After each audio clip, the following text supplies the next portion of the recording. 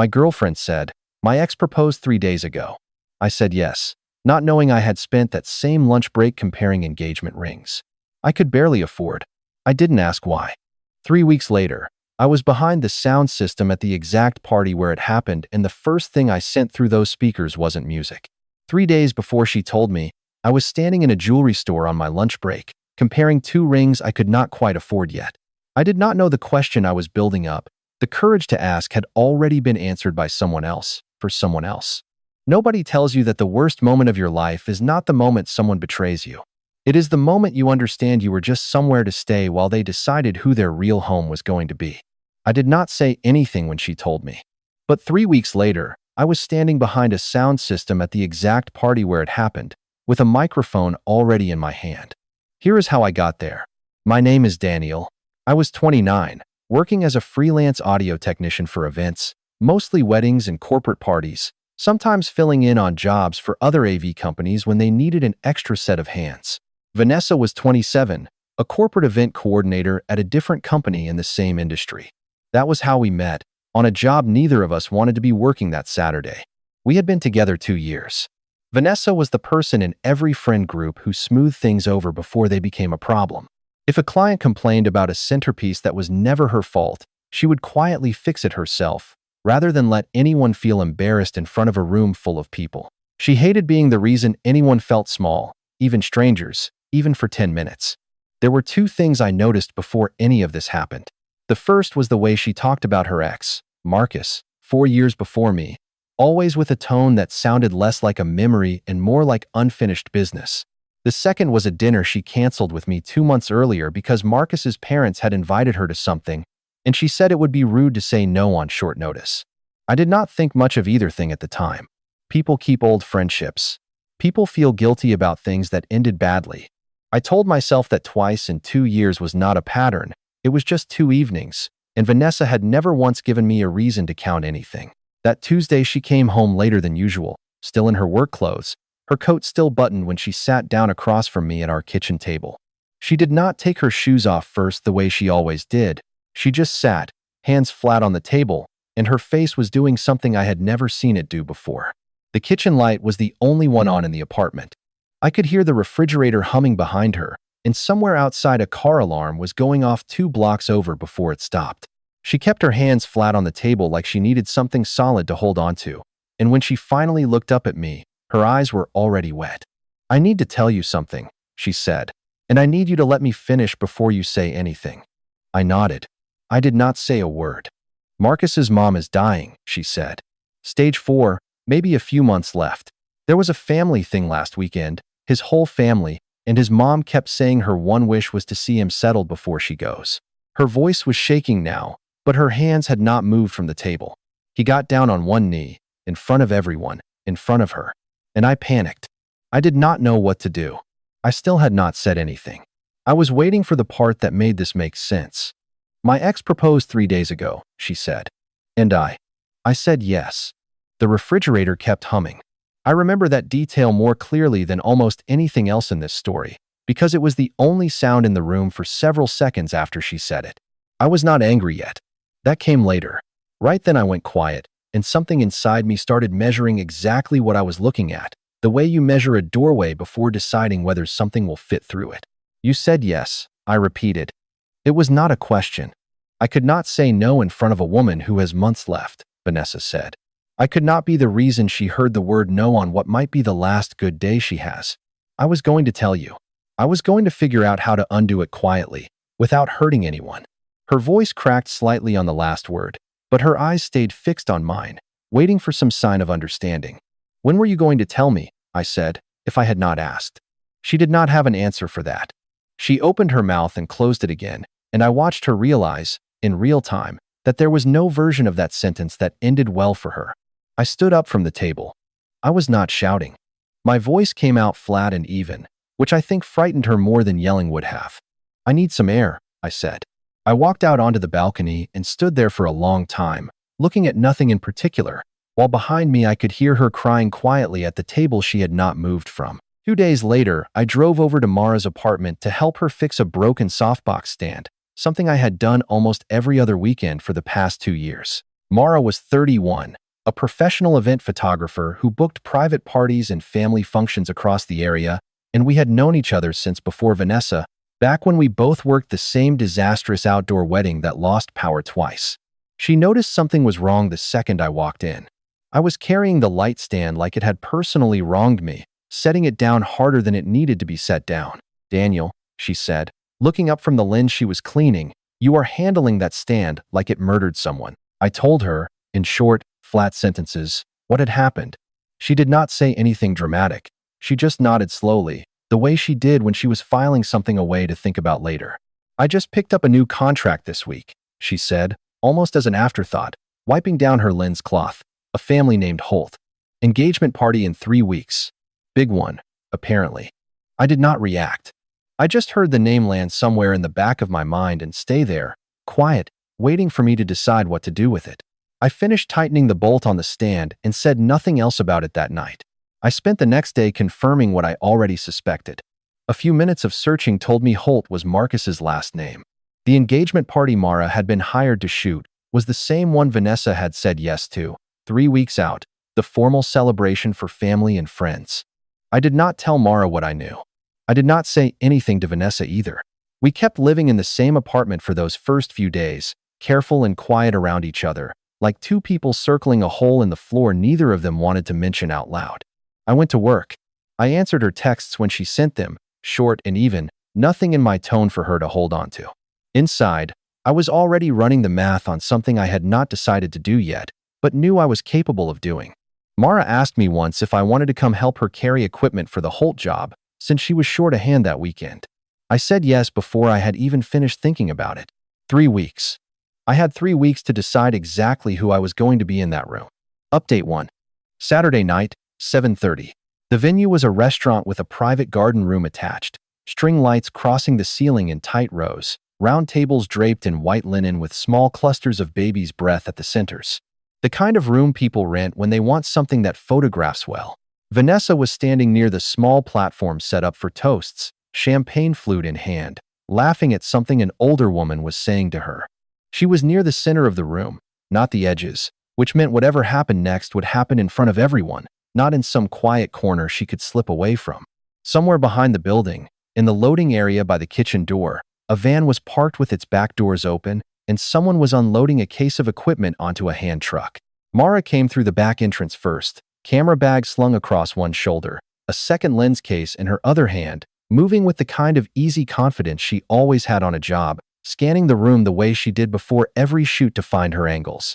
She wore all black, her hair pulled back tight, 2 cameras worth of gear settled against her hip without slowing her pace, and she moved through the doorway like she had already mapped the room before stepping into it. A few heads turned automatically toward her, the way rooms always shift slightly when someone walks in already working. I followed 2 steps behind her, pushing a hand truck stacked with my equipment case, wearing the plain black polo with my company's small logo stitched on the chest, the same uniform I had worn into 100 rooms exactly like this one. The path to the sound table ran along the edge of the dance floor, past a cluster of relatives near the bar. An older man stepped sideways into our path, asking Mara if she knew where the restroom was. She pointed him toward the hallway without breaking stride, and we kept moving toward the riser where the microphone stand and small mixing board were already set up and waiting for me. A waiter balancing a tray of champagne flutes had to step around us, and Mara murmured a quick apology without slowing down. I watched Vanessa's face across the room while I worked, in 3 distinct stages. First, she was still laughing with the older woman near the platform, completely unaware, her champagne flute tilted slightly in her hand, her head tipped back mid-laugh. Then her eyes moved, found me near the sound table, and stopped. The flute went still in midair. Her mouth was still open from whatever she had been saying a half-second earlier, but nothing was coming out of it now. After that, her face went pale, and she set the glass down on the nearest table with a hand that was not quite steady, fixing her expression back into something like a smile that did not reach the rest of her face. The host tapped the microphone and asked if anyone wanted to say a few words before the formal toast. I was standing right beside the soundboard, the wireless handheld already powered on in my hand from testing it minutes earlier. I lifted it. "I'm sorry to interrupt," I said. And the room quieted in that particular way rooms quiet when someone unfamiliar starts speaking with a microphone. "My name is Daniel." I was with Vanessa for 2 years. 3 weeks ago, she told me her ex had proposed to her, and she said yes, while she was still living with me. She did not tell anyone in this room that part. I thought you should know before you raise your glasses. A woman near the bar covered her mouth with one hand. A man, 2 tables over, slowly lowered the champagne flute he had already lifted halfway toward a toast, setting it back down without drinking from it. A teenager near the dessert table lowered his phone, the video he had been recording for someone's social media still running. Nobody spoke. The only sound in the room for a moment was the faint hum of the speakers I had just finished setting up an hour earlier. Somewhere near the back, an aunt of Marcus's set down her fork hard enough that it cracked against her plate, a sharp, clean sound that carried across the silence. Marcus's mother, seated in a wheelchair near the front of the room, turned her head slowly toward Vanessa. Her voice was thin but completely steady when she asked, "Is that true?" Vanessa opened her mouth. Nothing came out. Her eyes moved around the room, from face to face, looking for someone who might step in and explain it away for her, but nobody did. She stood there in front of every person who mattered to the family she had tried to protect, and the silence answered the question for her more completely than any words could have. Marcus set his champagne glass down on the table in front of him, carefully, without a sound, the way someone sets down something they no longer have any use for. He did not look at Vanessa again. He loosened his tie with one hand as he stood, the only sign of anything beneath the calm, and turned and walked out of the garden room alone, past the string lights, past the tables, out into the parking lot, and the door closed quietly behind him. I left the venue before the formal toast was supposed to happen, packing up my equipment as quickly as I could without drawing attention, since the company I worked for still had a reputation to protect, and I did not want my employer caught in the middle of what came next. Mara stayed to finish the job she had been hired for. She called me an hour later from her car in the parking lot. She told me the room had stayed frozen for almost a full minute after Marcus walked out, before his father stood up and quietly asked the catering staff to start clearing plates. Vanessa had left through a side door without saying goodbye to anyone, and nobody had stopped her. I sat with the phone against my ear, listening, and when Mara finished talking, I did not say much. "I don't feel anything like winning," I told her. "It just feels like a door finally closed the right way." I did not look back toward the restaurant on my drive home. I kept my eyes on the road ahead, already thinking about what Monday would look like, already done with looking backward at anything that had happened in that room. Update 2. Vanessa texted me 11 times that night and 20 more the next morning. I did not answer any of them. By Monday afternoon, she had shown up at my office, standing in the lobby in her work clothes, asking the receptionist if she could see me for 5 minutes. I came down to the lobby, but I did not let her say much. She was wearing the same blazer she always wore to client meetings, her makeup slightly smudged under her eyes. She told me I had humiliated her in front of people who did not deserve to be part of our relationship, as though I had been the one who created the situation rather than the one who had simply described it out loud. What she did next made things worse for her. 2 days later, she called my company's main office line and filed a complaint, claiming I had deliberately sabotaged a client's private event using equipment that belonged to my employer. My manager pulled the contract and reviewed the audio log from the venue's house system, which recorded the exact words I had said and confirmed I had not said anything false. My manager called me into his office on Wednesday. He told me he had no problem with what I had said, since none of it was a lie, but he wanted me to know going forward that he was instructing the booking team not to accept any new contracts connected to Vanessa's company. Vanessa still did not seem to understand what she had actually done. In the voicemail she left me that same week, she said she felt like she was being punished publicly for a private mistake, as if the size of the audience was the problem rather than the 3 days she had spent saying nothing. She said it in the same tone she used when a client complained about something that was not her fault, the tone she always used when she believed she could smooth a situation over if she just found the right words. After that voicemail, I stopped expecting her to understand it at all. 3 weeks after the party, Mara called me while she was driving back from delivering a partial set of edited photos to the Holt family, since the contract had not been formally canceled and someone still had to close it out properly. "You're not going to believe this," she said. "I dropped off the album proofs today, and Marcus's sister mentioned, just casually, that Vanessa got removed from their family group chat last week. Apparently she was still in it from when they were dating, somehow never got taken off, and someone finally noticed and pulled her." I did not say anything right away. I was sitting in my car in a parking lot, engine off, listening. "There's more," Mara said. Marcus's mom told the family she doesn't want Vanessa's name mentioned in the house anymore. She told them to act like the whole engagement never happened. Marcus's sister said it almost like it was funny, but I could tell she didn't really think it was funny. What about Marcus? I asked. He's staying at his sister's place for now, Mara said. Apparently, he asked his mom if Vanessa had tried reaching out to apologize.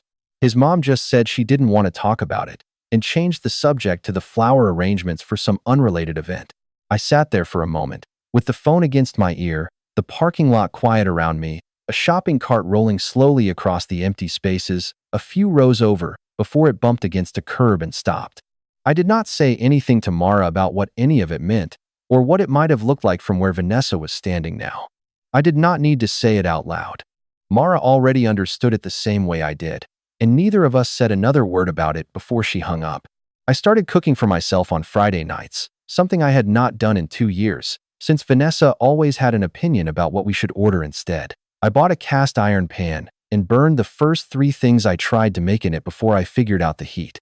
2 weeks after the call from Mara, I packed up the rest of Vanessa's things that were still scattered through the apartment, folded them into 2 cardboard boxes, taped the boxes shut, and set them outside the front door without a note. I did not feel the need to explain anything to her in writing. That same Friday, I stood in the kitchen with music playing louder than I usually played it, just for myself, stirring a pan of something simple, not waiting for anyone to come home and ask what I was making. The apartment felt bigger than it had in months. Not emptier, just bigger. The kind of quiet that did not feel like it was missing anything. I ate standing up at the counter, straight out of the pan, and did not think once about whether anyone would have approved of that. Final update. 2 months after the party, Mara called me again, this time after delivering the very last batch of edited photos to the Holt family. The contract finally and completely closed out after weeks of back and forth over edits nobody seemed to care about anymore. She told me she had something to tell me, something unrelated to work, but she thought I would want to hear it anyway. The day before, Mara had been at the mall picking up a print order for another client when she noticed Vanessa sitting alone at a table in the food court, near the back, away from the windows.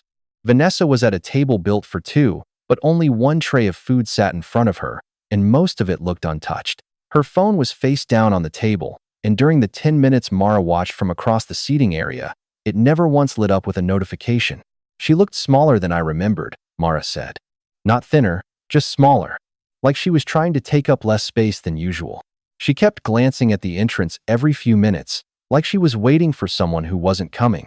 I almost said hello, but I didn't know what I would even say to her, so I just let her be.